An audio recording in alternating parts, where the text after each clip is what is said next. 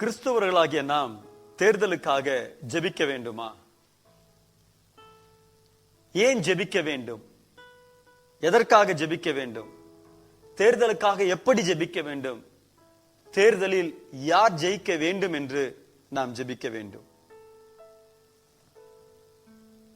பிதாவாகிய தேவனாலும் கர்த்தராகிய இயேசு கிறிஸ்துவின் நாமத்தினாலும் நான் உங்களை வாழ்த்துகிறேன்.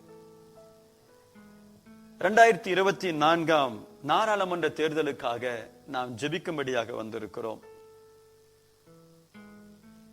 வருகிற ஏப்ரல் 19 முதல் கட்டம் தேர்தலாக தொடங்க இருக்கிறது. ஆனால் கிறிஸ்தவர்களாகிய நாம் இந்த தேர்தலுக்காக ஜெபித்து வருகிறோம், ஜெபித்துக் கொண்டிருக்கிறோம். நாம் ஏன் ஜெபிக்கிறோம் என்று நிறைய ஜனங்கள் அறியாமலே ஜெபித்துக் கொண்டிருக்கிறார்கள். எப்படி ஜெபிக்க வேண்டும் என்று தெரியாமலே ஜெபித்துக் கொண்டிருக்கிறார்கள். எதற்காக ஜெபிக்க வேண்டும் என்று யோசிக்காமலே ஜெபித்துக் கொண்டிருக்கிறார்கள். யாருக்காக ஜெபிக்க வேண்டும் இந்த தேர்தலிலே என்று புரியாமலே ஜெபித்துக் கொண்டிருக்கிறார்கள். இந்த தேர்தலுக்காக நாம் ஜெபிக்க வேண்டும். வேதம் என்ன சொல்லுகிறதோ அதன்படி ஜெபிக்க வேண்டும். வேதத்தில் கர்த்தர் என்ன சொல்லி இருக்கிறாரோ அதன்படி ஜெபிக்க வேண்டும். முதலாவதாக இந்த தேர்தலுக்காக ஏன் நாம் ஜெபிக்க வேண்டும்?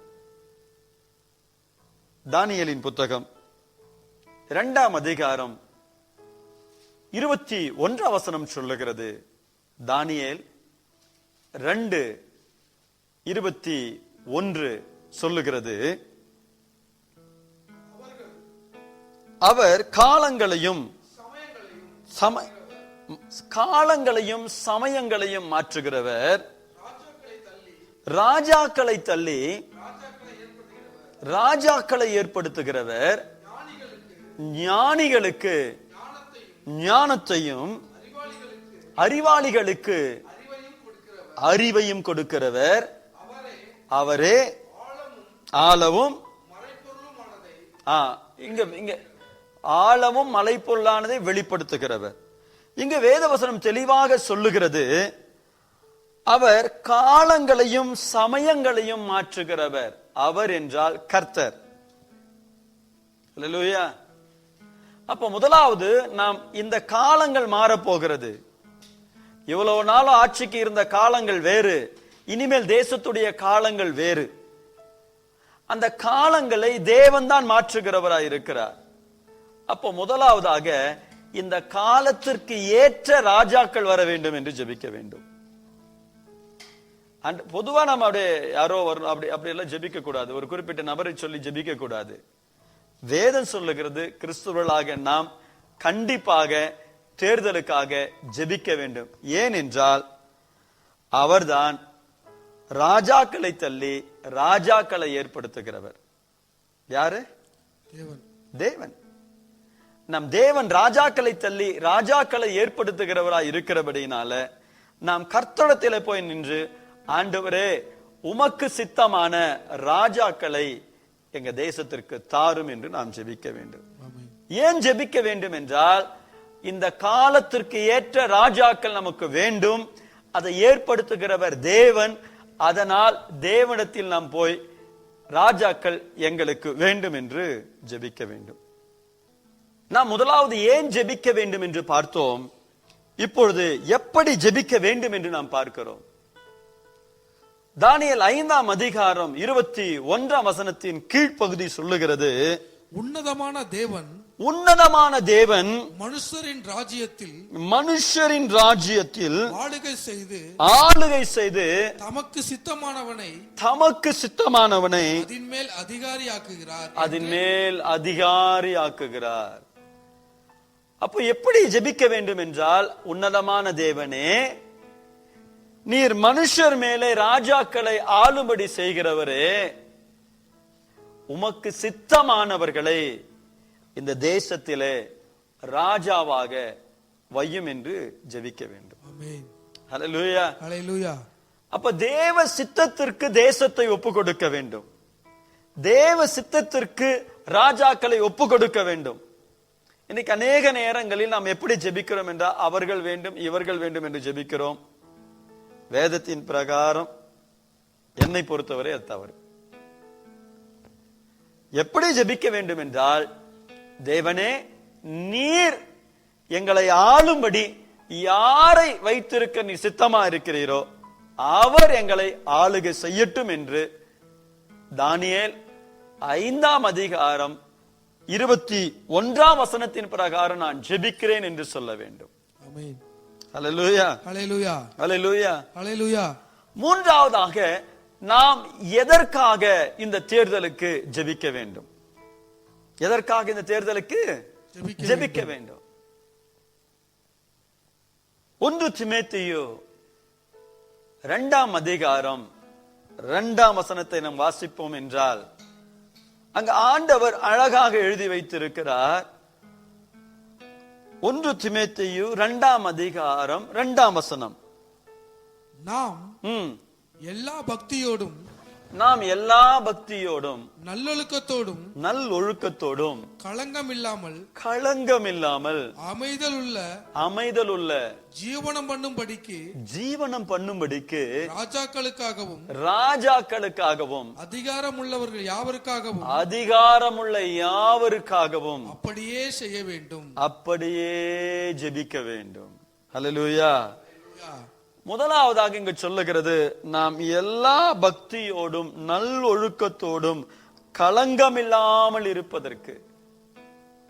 அப்ப முதல்ல நம்ம பக்தியா இருப்பதற்கு, இரண்டாவது தேசத்தில் இருக்கிற ஜனங்கள் எல்லாம் நல்லொழுக்கமா இருப்பதற்கு, மூன்றாவது களங்கம் இல்லாமல் பரிசுத்தமா இருப்பதற்கு, நான்காவது அமைதலுள்ள ஜீவனம் பண்ணுவதற்கு. அப்போ ஆண்டவருக்கு தெரியும் இந்த 4 காரியங்களை யாரை கொண்டு வந்தால் யார் செய்வார் என்று. ஹல்லேலூயா, ஹல்லேலூயா. அதை நீங்களும் நான் டிசைட் பண்ணக்கூடாது, நீங்களும் நானும் டிசைட் பண்ணக்கூடாது. பரலோகத்தின் தேவனானவரை டிசைட் பண்ணும். நம்முடைய ஜெபம் எப்படி இருக்குன்னாக்க, ஆண்டவரே எங்க தேசத்தில் இருக்கிற நாங்கள் எல்லாரும் பக்தி உள்ளவர்களா இருக்கணும், நாங்கள் எல்லாரும் நல் ஒழுக்கத்தோடு இருக்கணும், நாங்கள் களங்கம் இல்லாமல் இருக்கணும், நாங்கள் அமைதலுள்ள ஜீவனம் பண்ணணும், தேசத்துல அமைதி இருக்கணும், பாவம் இருக்கக்கூடாது, இது ஒரு பரிசுத்தமுள்ள தேசமா இருக்கணும். அதற்காக நான் ராஜாக்களுக்காகவும் அதிகாரிகளுக்காகவும் நாம் ஜெபிக்க வேண்டும். ஆமென். ஹல்லேலூயா, ஹல்லேலூயா. அப்ப எதற்காக ஜெபிக்க வேண்டும் என்றால், இங்க வேத வசனம் தெளிவாக சொல்லுகிறது. 1 தீமோத்தேயு 2ஆம் அதிகாரம் 2ஆம் வசனம் சொல்லுகிறபடி நாம் பக்தியோடு இருப்பதற்காக. யார் வந்தா தேசத்துல பக்தி இருக்கும்? யார் வந்தா தேசத்தில் நல் ஒழுக்கம் இருக்கும்? யார் வந்தால் களங்கம் இல்லாமல் பாவம் இல்லாமல் இந்த தேசம் பரிசுத்தமாய் மாறும்? யார் வந்தால் தேசத்தில் அமைதி இருக்கும்? தேசத்துல ஜாதி பிரச்சனைகள் மத கலவரங்கள் இல்லாமல் யார் வந்தால் அமைதி இருக்குமோ, ஆண்டவரே அப்படிப்பட்டவர்களை எங்களுக்கு தர வேண்டும் என்று நாம் அவர்களுக்காக ஜெபிக்க வேண்டும். ஹல்லேலூயா, ஹல்லேலூயா, ஹல்லேலூயா, ஹல்லேலூயா. அப்போ நாம் யாருக்காக ஜெபிக்க வேண்டும்? 4வது ஒரு காரியத்தை பார்க்கிறோம். நாம் யாருக்காக ஜெபிக்க வேண்டும்? தேவ சித்தம் நிறைவேற நாம் ஜெபிக்கணும். ஒரு குறிப்பிட்ட மனிதரை முன்னிறுத்தி நாம் ஜெபிக்க கூடாது. ஆண்டவரே இவங்களை எனக்கு தாங்க, இல்ல இவங்க ஆட்சியில வரட்டும் என்று சொல்லி நாம் ஜெபிக்க கூடாது. நாம் எப்படி ஜெபிக்க வேண்டும் என்றால், ஆண்டவரே உமக்கு யார் சித்தமா இருக்கிறதோ, எத்தனை கட்சிகள் இருக்கிறது, எத்தனை பேர் தேர்தலில் நிற்கிறார்கள், ஆனால் இதில் யாருக்கு யார் எங்களை ஆள வேண்டும், தேசத்தை ஆள வேண்டும் என்று உமக்கு சித்தமா இருக்கிறதோ அவர்களை தேசத்தில் ராஜாவாக வையும் என்று ஜெபிக்க வேண்டும். ஹல்லேலூயா, ஹல்லேலூயா. இந்த தேசத்தில் யார் ஆண்டாலும் நமக்கு ஒரே ஒரு ராஜா, கர்த்தராகிய இயேசு கிறிஸ்து மாத்திரமே. ஆமென். ஹல்லேலூயா, ஹல்லேலூயா. அவர் ஆளுகைக்குள்ளாக தேசத்தையும் ஜனங்களையும் ஒப்பு கொடுத்து ஜெபிக்க வேண்டும்.